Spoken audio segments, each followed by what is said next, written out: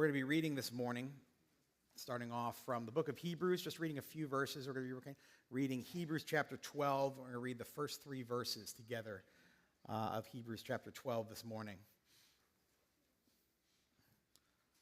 Beginning in verse 1 of chapter 12, reading from the NIV. The writer of Hebrews writes, "Therefore, since we are surrounded by such a great cloud of witnesses, let us throw off everything that hinders and the sin that so easily entangles, and let us run with perseverance the race marked out for us, fixing our eyes on Jesus, the pioneer and perfecter of faith. For the joy set before him, he endured the cross, scorning its shame, and sat down at the right hand of the throne of God. Consider him who endured such opposition from sinners, so that you will not grow weary and not lose heart." You know, if you're a fan of eating at any of the, well-known chain restaurants that you've probably heard of, you think of things like Chili's, TGI Fridays, Outback, things like that. And if you're anything like me, if you've eaten at these places and you're anything like me, there may have been a question that comes to your mind from time to time as you're sitting in one of these places.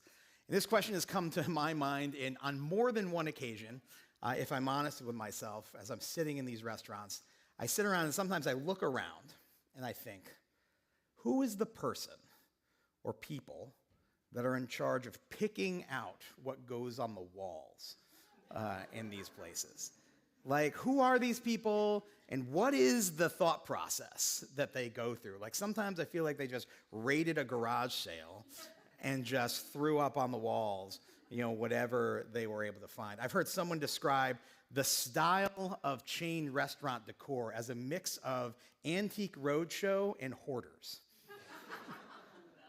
But, the funny thing is, as random as it can seem as you're sitting around these places, there are some signature styles for some of these restaurants that I think some of you might be able to identify. And I'm going to put that to the test a little bit this morning. I'm going to show you just a couple of decorations that are staples to a particular chain restaurant. And if you know which restaurant that is, I just want you to go ahead and shout it out. Okay? You don't have to raise your hand or anything like that. So here's the first one. I'm going to show you the American flag made out of baseballs. Red Robin, right. That is a staple of the Red Robin chain. Okay, number 2. This one's probably going to be pretty easy. Boomerangs. Outback, right? Yep, good. All right, last one I'm going to show you. This one might be a little bit tricky. I'm not sure. When I saw it, I was like, I couldn't quite remember it, but giant moose head? Texas Roadhouse. My son got that. Got that one. I don't know what that says about our family. We eat out a little bit too much, but as random as the decor in some of these restaurants can be, there actually are some patterns that exist among them. And I was reading a little bit about this over the last week, yet I was reading actual articles about restaurant decorations. These exist. And I learned that there actually is some sort of method behind some of the seeming randomness of some of these decorations. TGI Fridays, for example, their whole theme and vibe is meant to give you the sense that you're going to a friend's apartment for a party or for dinner. But now, interestingly, many of these restaurants are actually moving away from the cluttered, everything random on the walls and moving to a decor that's more minimalist and more clean. But there's one well-known restaurant that's sticking with it and likely won't be changing anytime soon, and that restaurant is Cracker Barrel. Yeah, a lot of fans of Cracker Barrel out there, all right? So if you've eaten at a Cracker Barrel, you know their decorations can seem just really random. But there are actually 5 things that you will find in every single Cracker Barrel. That's what I was reading about this week.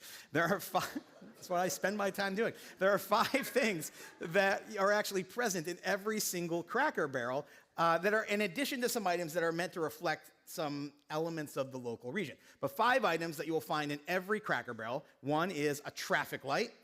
You will find a traffic light in every single Cracker Barrel. You'll find horseshoes in every single Cracker Barrel. You'll find an ox yoke in every single Cracker Barrel, a cook stove, and a deer head. So those 5 items you will find in every single one. And these 5 items actually have functions to them. So the traffic light is actually always lighting the way to the bathroom in a Cracker Barrel. So if you were in a Cracker Barrel and you're like, where's the bathroom? Find the traffic light and you'll be able to find the bathroom. The horseshoe is hung on every door that goes outside, and that's meant like tied to the belief that bringing luck to everybody that's going to enter. I know, a little weird, but that's the purpose to it. And then the other 3 items, the ox yoke, the cook stove, and the deer head, are all just items that I guess that according to the article, that these are items that appear in many southern homes. And so it's supposed to be like giving it a flair of authenticity. I don't work for Cracker Barrel. I don't know, but that was their thought process behind it. But these restaurants are using this seemingly random collection of items on their walls to try to create an environment and an ambiance to give you a very specific type of experience when dining at these places. There's an intentionality behind it, as random as it may seem sometimes. Similar to the desire, though, of restaurateurs to create an atmosphere that ensures we have this certain type of experience, there is a characteristic of our experience here in life as followers of Jesus that God desires to be consistently present in our lives. But sadly, it's something that I think tends to be more absent more often than not. And that is the characteristic of joy in our lives. Restaurateurs have taken steps to set certain items before us to craft a certain type of experience or ambiance. God has set joy before us to be an integral part of our experience as his people. We read about Jesus as an example of this in the passage we read just a little bit earlier in Hebrews 12, and we read these words where Jesus, for the joy set before him, endured the cross.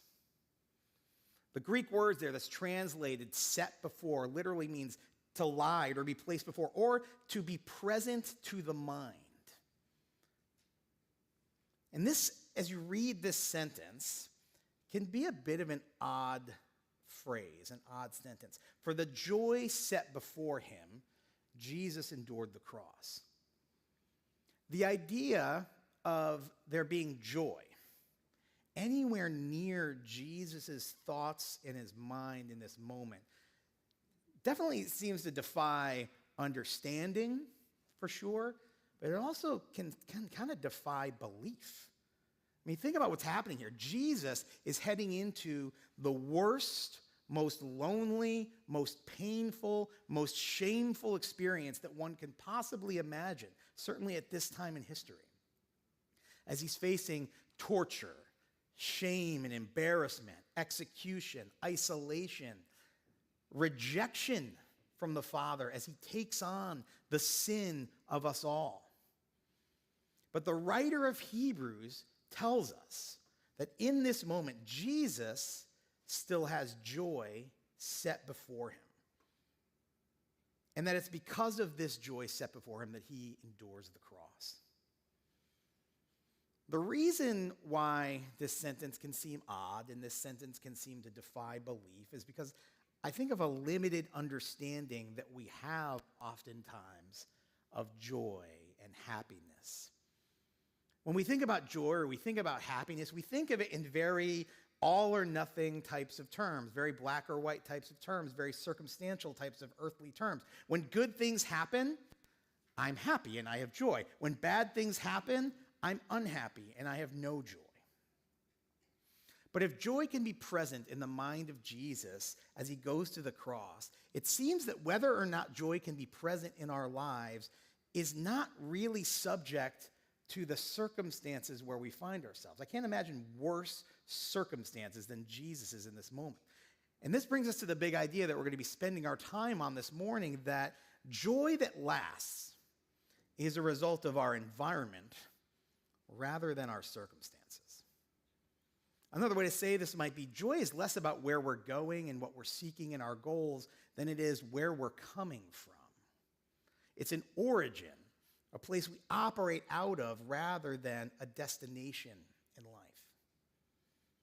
Pastor and author David Murray wrote, about 6 types of happiness. 6 types of happiness. These are types of happiness that are available to all people, regardless of whether they are Christians or non-Christians. And these 6 types of happiness are nature happiness, and that's the happiness that we experience through physical senses as we encounter God's creation. Then there's social happiness.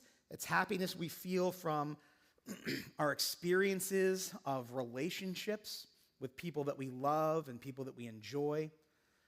Vocational happiness is happiness that we derive from work, either when things go well or from a sense of purpose that we derive from our occupations. Physical happiness is the happiness that comes from a sense of being healthy and physically well and able to physically do the things that we want to do. Then there's intellectual happiness. There's a happiness that comes from being able to understand something, being able to analyze it, being able to explain it, and then be able to apply it to our lives. And then the 6th type is humor happiness. And, who doesn't love a good joke? Who doesn't love to laugh? And he goes on to talk about this and starts to talk about these 6 happinesses and how they can be unique to those who are followers of Jesus. And he says, having said that, a Christian should be able to derive even more happiness from these 6 sources by connecting them with God's grace and God's providential activity in their lives. Also, there is a joy that only the Christian can experience, a joy that at times contains more pleasure and delight than the other 6 put together, and that's spiritual happiness. This joy often fills and even floods a believer's heart as he or she reads the Bible, learns about God and his grace, and communes with the Father, the Son, and the Holy Spirit. This is indeed joy unspeakable and full of glory. What Murray is saying here is that the believer can experience these common joys that are available to all people in a much more profound way because we understand where those joys and happinesses are coming from. We understand that when we can understand that when we experience these things in life, we're experiencing them because they are a loving and gracious gift from God. But that's not all. He says, specifically for the believer, there's a joy that is available to us that not only throws fuel on the fire of all these other common joys, but also remains present and powerful when all the other earthly sources of joy may falter. And it's this joy that remains set before Jesus as he goes to the cross. And it's this joy that remains consistently set before us, regardless of our circumstances, if we find ourselves in the right environment. What do I mean by that? Well, let's take a closer look at this environment of joy. And we're going to flip over to John chapter 15 this morning to understand a little bit more about this. And we're going to be reading the first 11 verses of John chapter 15 together. There's Jesus speaking where he says, I am the true vine, and my Father is the gardener.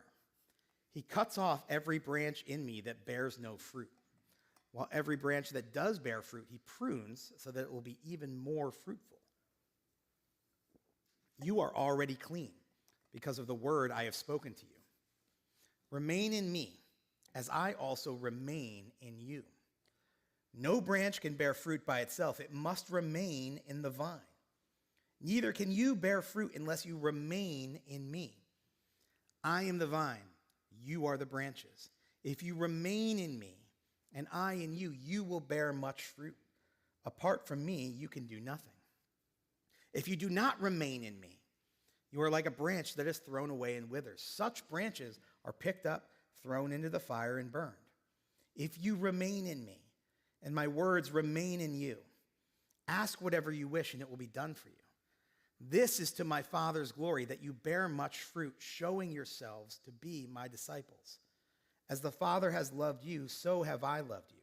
Now remain in my love.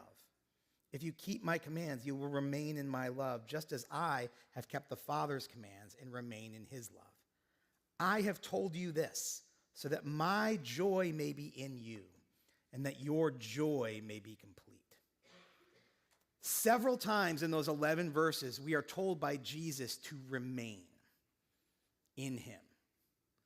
The word translated in other Bible translations as abide. The Greek word meaning to dwell, to be present, to stay in a given place or in a given relationship, to inhabit. 4 times we see Jesus say, verse 4 says, remain in me or abide in me as I abide in you. Verse 5, if you abide in me and I in you. Verse 7, if you abide in me and my words abide in you. Verse 9, now abide, remain in my love. And I love the way the Message paraphrase says these things. It says, live in me, join with me, make yourselves at home with me. Make yourselves at home in my love. This passage tells us what Jesus' joy was, the joy that was set before him. And also tells us about the joy that is set before us. In verse 11, we read, I have told you these things. Jesus saying, I'm telling you this so that my joy may be in you and that your joy may be complete. What was Jesus' joy? Jesus' joy was knowing that we would be in the fullness of relationship with the Father through him. And our joy is made complete in the fullness of experience of that relationship, abiding in him, inhabiting him as he, through his Spirit, inhabits us. Now, if you're new to church or new to faith life or new to hearing about Jesus, you might be listening to this and thinking, this is all sounding really weird. This is odd language. What have I gotten myself into? Abide in Jesus, live in Jesus, he abides in me. What are we talking about here? What does abiding in Jesus look like? This is a picture of me and my grandfather from a long time ago, more than 30 years ago at his birthday. Don't ask me what I'm doing with my hands there in this picture. I'm not sure what's going on. But my grandfather, he was named Carmine, but everyone called him Charlie. I called him Papa until then it morphed as I got older and it just became Pop. Growing up, I loved being able to hang out with my grandfather. I remember a good portion of my younger years, he and my grandmother had moved to Florida to enjoy their retirement years. And I was so sad. I was so devastated that they were not going to be around as much anymore. But I also remember how excited I would get when they would come up to visit. They would come up for Christmas, and they would come up for some time in the summer, and we get to hang out and spend some time together. I remember one Christmas, though, that I was particularly sad heading into Christmas time because they said they weren't going to be able to come up this year. My grandfather was afraid to fly, so he would always drive. They would always drive back and forth from Florida, and they weren't going to drive up that year, and I was so sad. But then Christmas Eve, they showed up on Christmas Eve, and they surprised us, and I lost my mind that they were there. But then one year, they came up from Florida, and this time, they stayed. Not only did they stay, they moved into our house. They lived with us. And to say that I was overjoyed about this development would be an understatement. I looked forward to my grandparents' visits all year. Now they were going to be with us all the time. And you know, I had always felt close with my grandfather prior to this. But during the years that they lived with us, the type of relationship I had with him grew much more than I could ever have possibly imagined. You see, there's a difference between someone you know as a visitor and someone you know because you live with them. When my grandfather lived with me, I got to see him day in and day out. I got to watch how he lived and watch his character and really get to know the person who he was on a daily basis. And you know, he got to see me in good times and in bad times. Like when he came up as a visitor, like I could be on my best behavior for, a couple of days. But when somebody's living with you day in and day out, I was not the best behaved kid. But I got to see, like, he continued to love me even when I was not really at my best. One time when I was a teenager, I just started driving, and I backed my car into his van really hard.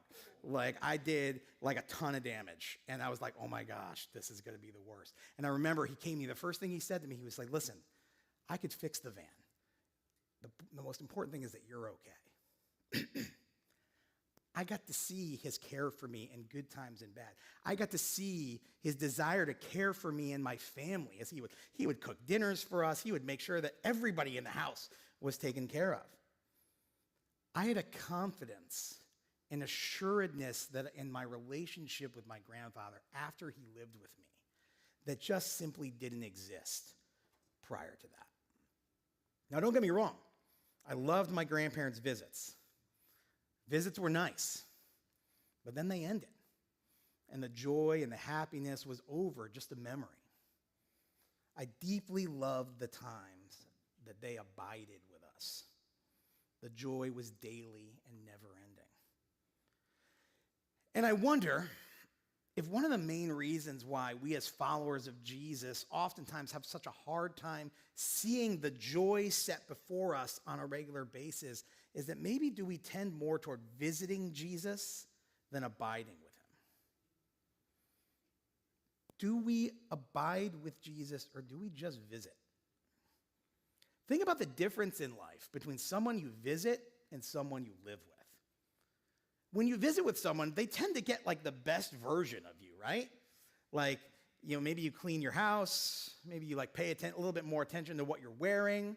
Maybe you dust off your manners a little bit and try to be a little bit more polite. And when you visit with someone, there's no long-term commitment. It doesn't have any impact on your life beyond the end of the visit. You get to kind of go your own way afterward. And don't get me wrong, visits are great. They're fun. They're easy. You generally have a good time, but they aren't lasting. And when we visit with Jesus, even more so, we tend to get a skewed perspective on who he is and how he works in our lives. When we visit with Jesus, we can begin to think, I have to get myself together before I come to him. I have to make sure my life is looking okay. I have to make sure that there's nothing really that Jesus isn't going to like before I come to him. So when I'm not in a good place, I think he just isn't available to me. Or when we visit with Jesus, sometimes we expect him then to work on our timetable. I've showed up.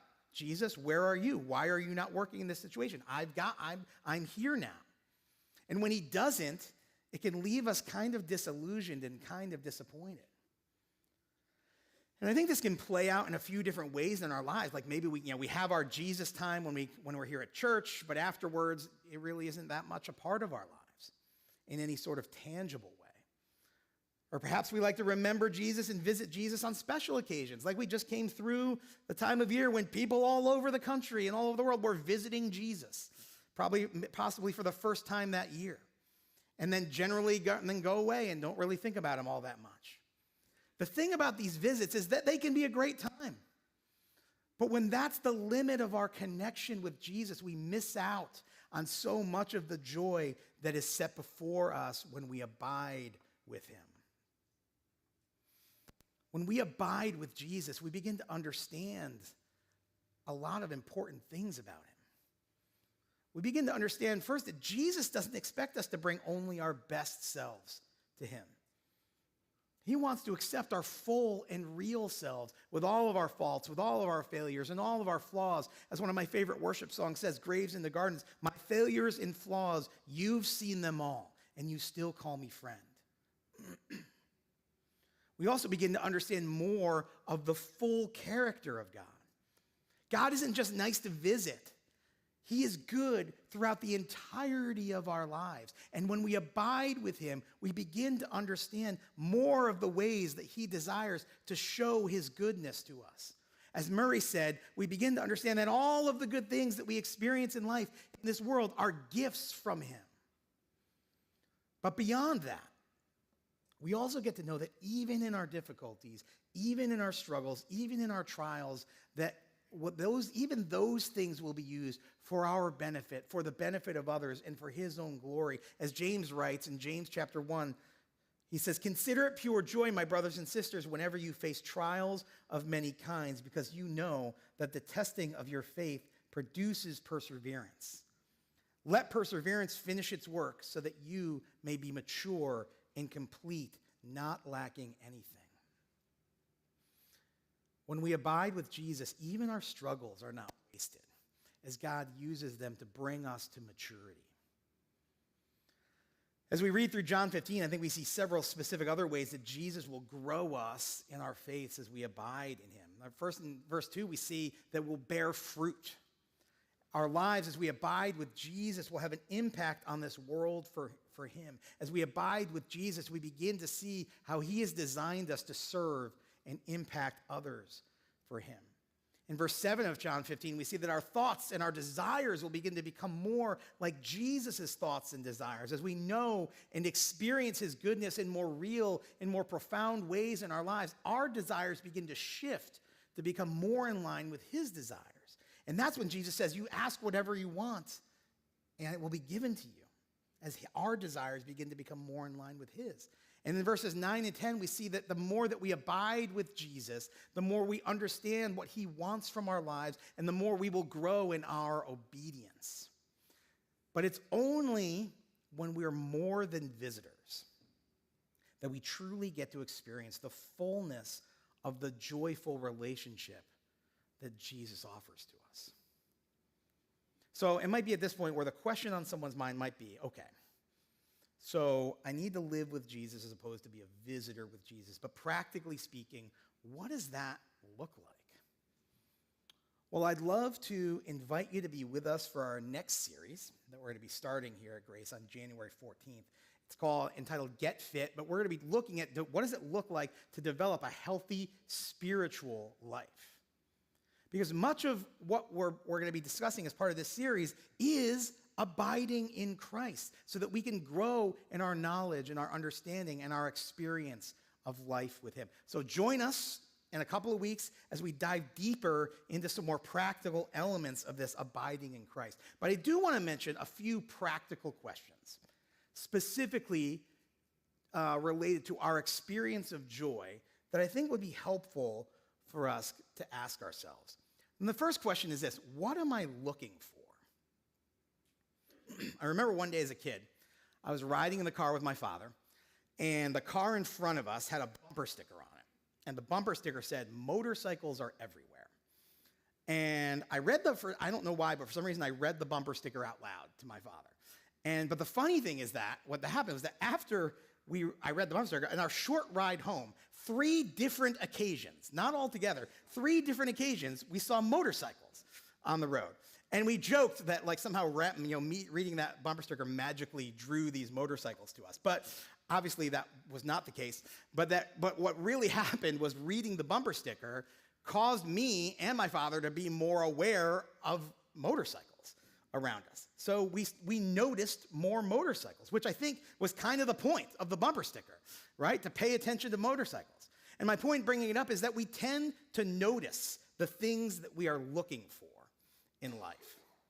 If I live my life looking for reasons to be frustrated, to be annoyed, to be disappointed with people, disappointed with the world, disappointed with my family, disappointed with God, guess what? I'm going to find those things. I will find them every single time. And most likely, I will be annoyed and frustrated a good amount of the time. But if I make it a point to look for the ways that God is showing his goodness to me and take note of it, I'm going to find those things as well. A little while back, I was speaking to the youth group about joy. And as an example of one of the ways to remind ourselves to look for joy on a regular basis, I took out my phone and I asked Siri to remind me every day at 12 o'clock to look for joy. That's it. Put a simple reminder in my phone. That reminder has stayed on my phone, and every day at 12, it pops up, and it's just a nice little reminder in the middle of the day to pause and stop and reflect and look for the ways that day that God has shown his goodness to me that day. Super easy thing for any of us to do. Or if you're more low tech, put a sticky note up somewhere, jot a little note down, put it on your mirror, something like that. Somewhere, just a reminder for you to pause and actually look and pay attention for the ways that God might be showing his goodness to you. Second question, what am I looking forward to? I was so appreciative of our Christmas Eve service this past week. We were gathered together to celebrate the birth of Jesus, and Chris was leading worship, and he shared a verse with us from 1 Corinthians chapter 13, verse 12.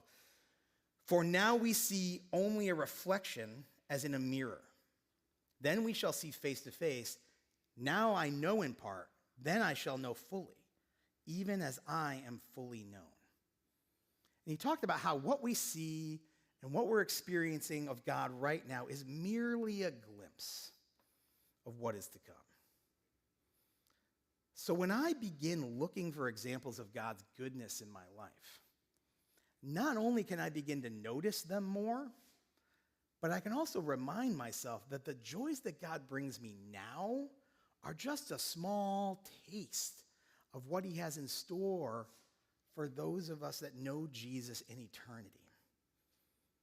All the happiness that we're able to experience, all the happinesses that we mentioned before, nature, social, vocational, physical, relational, humor, our experience of all of these right now is just a dim, shadowy glimpse of the fullness of joys that are awaiting us. So when we have a taste of joy, let it whet our appetite for the profoundly greater joys to come. Which brings us to the last question. What am I feeding? In December, we had a vacation to Florida. We went to Universal Studios. We had a great time. We were really excited about the trip in the months leading up to it. And there's something that we would do pretty regularly in the time leading up to this trip, though, that would feed our excitement and our anticipation for the trip. There's a married couple that have a YouTube channel called The Pew Two. Their last names are Pew, so the Pew Two. And on one trip down to Universal, we actually met them on a recent trip, which is like a real highlight of the trip. This is our picture of them, and that's those two yellow circles are Tyler Pugh and Anna Pugh. So they have this YouTube channel. We were super excited to meet them, but they create videos. They live down there, and they create videos all about their experiences going to Universal Studios. You know, what are the new attractions that are happening? What are the new events? What are the new foods that are available? What's going on? Tips, tricks, things like that. And we watch these videos. They release like one video or a couple of videos a week, and they would just feed our excitement for the upcoming trip. We're like, oh, I can't wait to see that. I can't wait to do this new thing. And we would just get more and more excited in our anticipation of the trip. The question is, are we feeding our expectation and anticipation of the joys that God has in store for us? This is what abiding in Jesus does. Feeds our expectations. As we read about his promises in Scripture, experience a small glimpse of the community in store for us as we gather together in times like this, feel the way that he empowers us and strengthens us to impact the world for him. All of these and more can feed our sense of expectation and anticipation of the eternal joy to come. As I was preparing for this message this week, a conversation that I had with a very good friend of mine and coworker came to mind. And we were talking about, at the time we were working together, we were talking about negativity in the workplace and how difficult it can be to deal with an environment where there's a lot of negativity. And she said something to me that's part of that conversation, and it stuck with me. She said, it's hard for me to be around chronically negative people because I work really hard in my life to be happy, is what she said. And what she meant was that she makes it a point in her life to try to have a mindset that's positive and optimistic as opposed to negative. And I reached out to her this past week because I wanted to hear a little bit more from her about what that looked like in her life. And she shared some more about her thoughts and experiences and gave me permission to talk a little bit about it here this morning. And she talked about the fact that, she had experienced some significant trauma, both as a child and as an adult. And because of these and other circumstances in her life, that it was just way easier to be just pessimistic and grumpy all the time on a daily basis. But that was not the type of person that she wanted to be. And at the time she made this statement, she said, I was operating off this principle that 20% of how I feel about my life is my circumstances, and 80% of my outlook is how I respond to it. But then she shared with me about how her outlook on joy has grown and changed, specifically because of the fact that over the last couple of years, she's begun to follow Jesus. Her and her husband have gotten connected to a church. They've become part of a community. They've sought to serve. They sought to grow in their walks with Jesus. And she described her outlook on joy in her life this way now. She said, I recognize now that joy is inherently not an emotion. It's the fact that I know that God is working and speaking in and through my life. Joy is a gift from God. It is Him pouring into my life as I follow Jesus that I can share outwardly. It doesn't mean that I don't have a grump day, but I don't live there. Where have you been living? Where do you want to be living as we head into the new year, tomorrow? May I extend the invitation that Jesus extends to all of us to abide in Him, in the place where real and lasting joy is set before us.